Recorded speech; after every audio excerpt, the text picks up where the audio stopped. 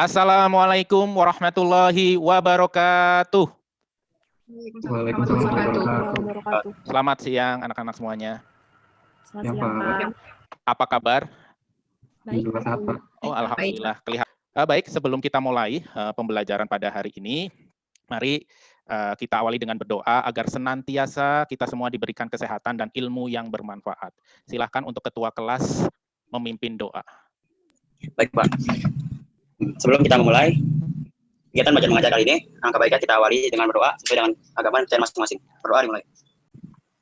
Berdoa selesai. Terima kasih, Aryo.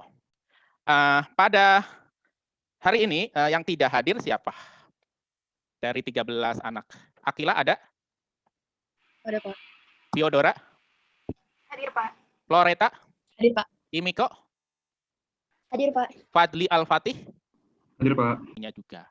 Nah, terkait dengan materi kemarin, saya ingin mereview materi kemarin, sejauh mana kalian memahami materi kemarin, ya, meresapinya bagaimana, apakah sudah paham atau belum, apakah ada kesulitan atau tidak. Tapi biasanya itu saya nanya kan, siapa yang mau mereview, berani, silahkan tunjuk tangan. Nah, itu biasanya seperti itu. Untuk pertemuan kali ini spesial ya, spesialnya apa? Spesialnya agak berbeda.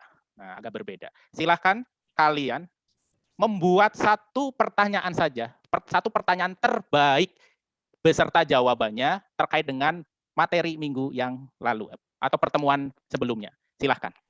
Ya, 1 menit ya. Saya beri waktu 1 menit.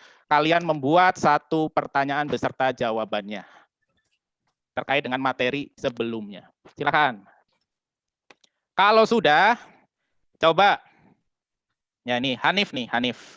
Ya, Hanif Alfarezi. Soalnya apa? Coba dibicarakan. Soalnya aja ya, soalnya. Kalau soal dari saya simpel, nggak terlalu susah. Itu apa persamaan dari struktur akar di tumbuhan dikotil dan monokotil, Pak? Oke. Bagaimana persamaan struktur akar? Tumbuhan dikotil sama monokotil. Oh, persamaan tumbuhan dikotil dengan monokotil ya? Iya, Hanif. Persamaan akarnya, Pak. Oh, akarnya. Ya, persamaan struktur akar pada tumbuhan dikotil dan monokotil. Itu pertanyaannya. Silahkan Theodora untuk menjawabnya. Yo. Yo, Theodora, silahkan jawab pertanyaan dari Hanif. Kalau monokotil, akarnya serabut. Kalau dikotil, tunggang. Terus monokotil tidak memiliki kambium, kalau dikotil punya. Ini persamaannya nih, Theodora. Persamaannya. Oh iya. Iya. Biasanya perbedaan. Ini Hanif agak beda juga nih hari ini. Jadi persamaan yang ditanya. Silakan, Theodora. Sama-sama memiliki berkas pengangkut gitu, floem dan filem.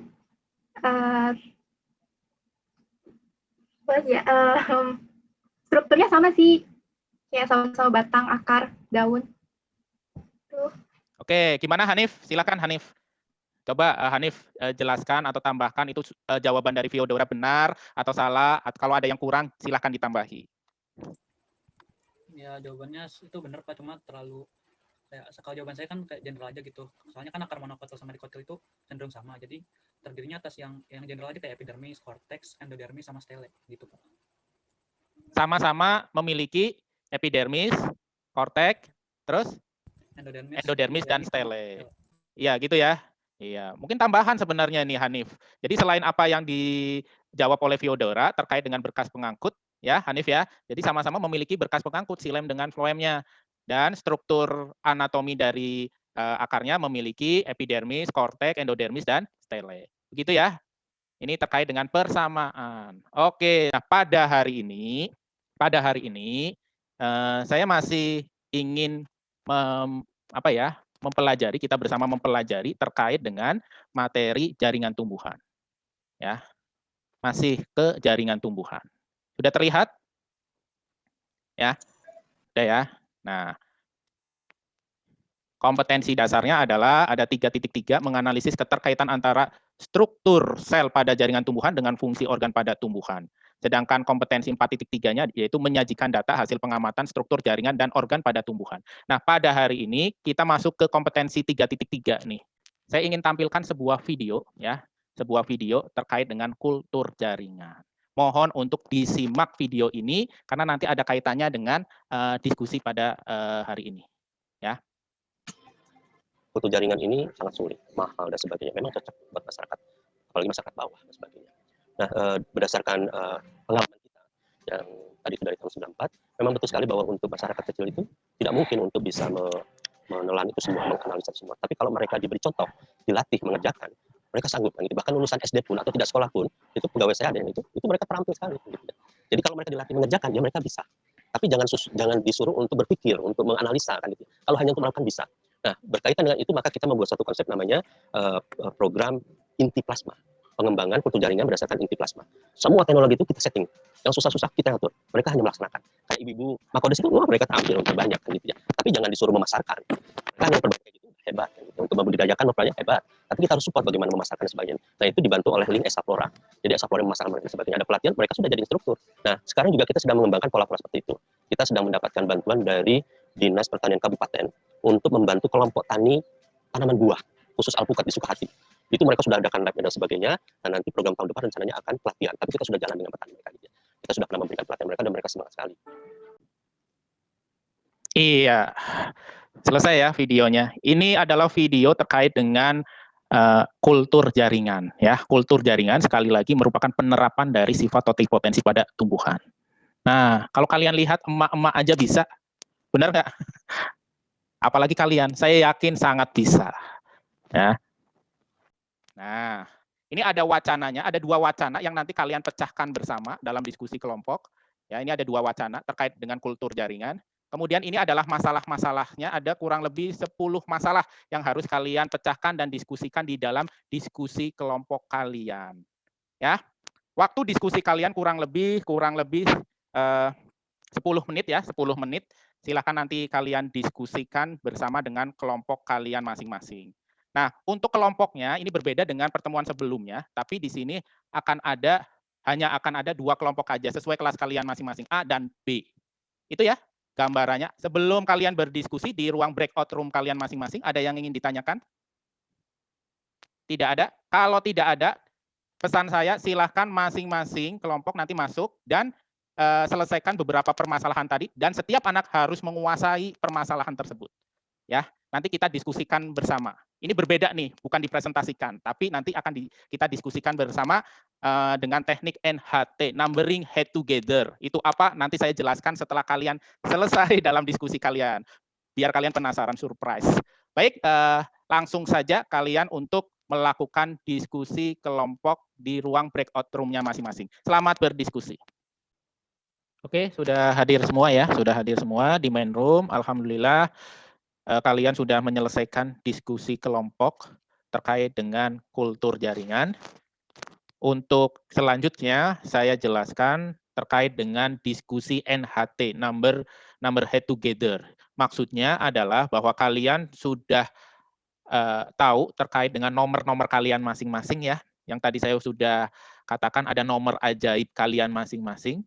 Nah, nanti setiap saya panggil nomor tersebut, maka nomor yang kalian miliki tersebutlah, kalian sendirilah yang nanti menjawab soal-soal yang terkait. Baik, untuk selanjutnya kita akan mendiskusikan terkait dengan permasalahan-permasalahan yang ada di dalam LKPD 3. Oke. Permasalahan yang pertama adalah apakah pengertian dari kultur jaringan? Ya, silakan nomor 7. Waduh, nomor 7 sendirian. Silahkan yang merasa nomor 7. Respon tidak. Nah. Iya, Pak. Najwa, silahkan Najwa. Apakah pengertian dari kultur jaringan? Kultur jaringan bukan banyak tumbuh. Dengan misalkan suatu bagian tumbuhan, yaitu sel induk, yang memiliki jaringan meristem, seperti pada daun, tunas, atau ujung akar, dan dilakukan di lingkungan yang steril, dengan tujuan menghasilkan tanaman-tanaman yang unggul. Itu, Pak. Terima kasih. Najwa, tolong diulangi lagi. Sepertinya terputus ya, terputus-putus. Kultur jaringan merupakan suatu teknik memperbanyak tumbuhan dengan memisahkan suatu bagian tumbuhan yang berupa sel induk yang memiliki jaringan meristem seperti pada daun, tunas, atau ujung akar, dan dilakukan di lingkungan yang steril dengan tujuan menghasilkan tanaman-tanaman yang unggul. Oke. Sudah terdengar? Ya, jelas sekali Najwa. Ya. Jadi coba nomor 6, tapi dari kelompok B, silahkan. Ya, baik Pak. Jadi kultur jaringan merupakan teknik perbanyakan tanaman dengan cara mengisolasi bagian tanaman atau salah satu bagiannya, kemudian menumbuhkannya pada media tanam yang kaya nutrisi dan zat pengatur tumbuh atau yang disebut juga dengan hormon secara aseptik atau steril dalam wadah tertutup dan pada suhu tertentu, serta yang bertujuan untuk memperbanyak jenis tanaman dengan waktu yang relatif cepat. Iya, betul sekali. Jadi terkait dengan permasalahan pertama, yaitu pengertian dari kultur jaringan, apa yang sudah dijelaskan oleh Najwa dan Fania, bahwa kultur jaringan itu adalah teknik perbanyakan tanaman. Tanaman yang memanfaatkan bagian tubuh tumbuhan yang masih bersifat meristematik dan ditumbuhkan dalam media tanam, ya, media tanam yang kaya akan nutrisi dan bersifat aseptik. Ya, bersifat aseptik itu steril. Nah, untuk media tanamnya, ini jangan kalian bayangkan media tanam itu tanah, tetapi media tanam buatan, tetapi di mana dalam media tanam tersebut mengandung unsur-unsur atau nutrisi-nutrisi yang dibutuhkan. Ya, dibutuhkan oleh pertumbuhan dan perkembangan tanaman. Kemudian ada teknik perbanyakan tanaman, perbanyakan tanaman. Memang bahwa yang namanya kultur jaringan ini salah satu keuntungan atau nilai lebihnya dapat memperbanyak jumlah tanaman dalam jangka waktu yang lebih cepat. Ya, jadi lebih cepat, kemudian mempunyai sifat yang sama dengan induknya. Ya, sifat yang sama dengan induknya. Nah, tentunya untuk melakukan kultur jaringan diawali harus pintar-pintar memilih tanaman yang berbibit unggul, yang unggul. Karena apa? Ketika nanti tanaman tersebut diambil sebagai eksplannya, maka individu barunya itu memiliki sifat yang sama dengan induknya. Jadi harus pilih dulu bibit unggul, bibit yang unggul gitu yang digunakan untuk kultur jaringan. Itu ya terkait dengan masalah pengertian. Dan jangan lupa bahwa kultur jaringan ini menerapkan sifat totipotensi. Sifat totipotensi pada tanaman. Jadi pada tanaman itu misalkan mau menumbuhkan daun, daun bisa tumbuh menjadi individu baru nggak? Bisa. Batang? Bisa. Akar juga bisa. Jadi akar, batang, daun pada tanaman itu bisa untuk menghasilkan individu baru. Nah, itulah maksud dari totipotensi. Ya, totipotensi salah satunya. Oke, itu jawaban pertanyaan nomor 1. Sekarang kita ke nomor 2. Ya. Sifat apakah yang dapat menumbuhkan tumbuhan tersebut? Mengapa? Saya ulangi, sifat apakah yang dapat menumbuhkan tumbuhan tersebut? Mengapa? Nah, silakan nomor 2. Baik A maupun B, silakan. Silakan. Nomor 2 yang merasa. Saya nggak pakai nama ya. Iya, Pak. Ya. Nomor 2, sifat apakah yang dapat menumbuhkan tumbuhan tersebut? Menurut saya, tumbuhan bisa begitu karena adanya jaringan meristem. Karena jaringan meristem itu merupakan jaringan embrional yang masih aktif membelah, sehingga dapat membentuk bagian tumbuhan lainnya, terus akhirnya menghasilkan bagian tumbuhan lainnya. Oke, Viodora ya. Silakan nomor 2 selanjutnya. Menurut saya, sifat yang dapat menumbuhkan tanaman dalam kultur jaringan itu adalah sifat totipotensi. Itu kemampuan setiap sel untuk tumbuh menjadi individu baru yang utuh atau sempurna. Iya, bagus Cahya. Cahya sama Viodora. Sebenarnya memang yang paling utama dari jawaban nomor 2 adalah pada sifat totipotensi. Nah, ya tadi udah saya singgung tuh sifat totipotensi, kemampuan pada tumbuhan untuk dapat menghasilkan individu baru. Ya, di mana pada bagian mana yang dapat dimanfaatkan untuk kultur jaringan? Tentunya pada bagian tumbuhan yang masih bersifat meristematik atau sel-selnya masih aktif membelah. Jadi jawaban dari Cahya dan Viodora ini saling melengkapi. Tapi yang perlu kalian tegaskan di sini, sifat kultur jaringan adalah sifat totipotensi. Begitu ya? Nah, bagus. Selanjutnya adalah ke nomor 3. Nomor 3, apakah tujuan dan manfaat dari kultur jaringan? Apakah tujuan dan manfaat dari kultur jaringan? Nomor yang menjawab adalah nomor 5. Silakan, yang merasa nomor 5. Baik, Pak. Ya. Tujuan dari cabang dari bioteknologi ini adalah memperoleh bibit tanaman dengan waktu yang lebih singkat dan jumlahnya yang lebih banyak. Lalu manfaatnya memperoleh bibit yang bersifat identik dengan induknya, lalu menghasilkan tanaman yang sehat dan terjaga, lalu dapat menghasilkan tanaman baru yang banyak dalam waktu yang relatif singkat, dan pertumbuhannya tidak bergantung pada musim, dan bibit yang dihasilkan dapat seragam. Sudah, Pak. Oke, dari Fadli. Sekarang nomor 5, yang kedua, silahkan. Jadi kalau menurut saya, apa tujuan dan manfaat dari kultur jaringan itu yang pertama untuk memperoleh bibit yang identik dengan tanaman induknya dengan waktu yang relatif lebih singkat. Lalu memperoleh bibit yang bebas dari penyakit dan hama, dapat menghasilkan tanaman baru dengan varietas yang seragam, tidak bergantung pada musim. Mungkin itu saja, Pak. Iya, oke. Sebenarnya hampir sama ya antara Fadli dengan Fania. Dari mulai jumlah yang jumlah banyak dalam relatif singkat, kemudian bibit yang unggul. Bibit unggul itu dari dari induknya ya. Jadi bukan membuat bibit unggul, tidak. Sebenarnya yang dikultur itu merupakan bibit yang unggul, gitu ya. Nah, karena induk anakan yang akan dihasilkan itu akan sama dengan induknya. Bahkan tadi tujuannya adalah menghasilkan atau memperbanyak tanaman tidak pada musimnya. Ini luar biasa ya.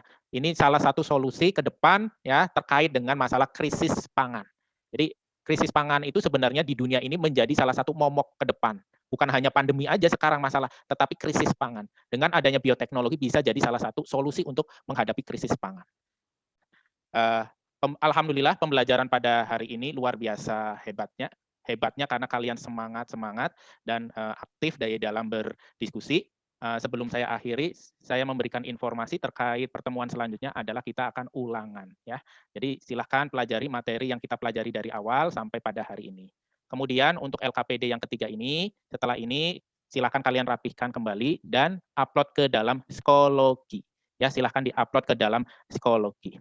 Terima kasih atas pertemuannya dan pembelajarannya pada hari ini yang penuh dengan keaktifan dan semangat. Semoga usaha kalian dalam belajar akan membuahkan hasil dan kesuksesan.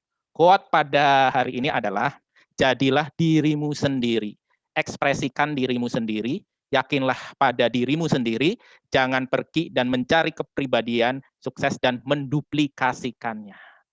Paham ya? Oke, terima kasih pertemuan pada hari ini. Saya akhiri. Wassalamualaikum warahmatullahi wabarakatuh.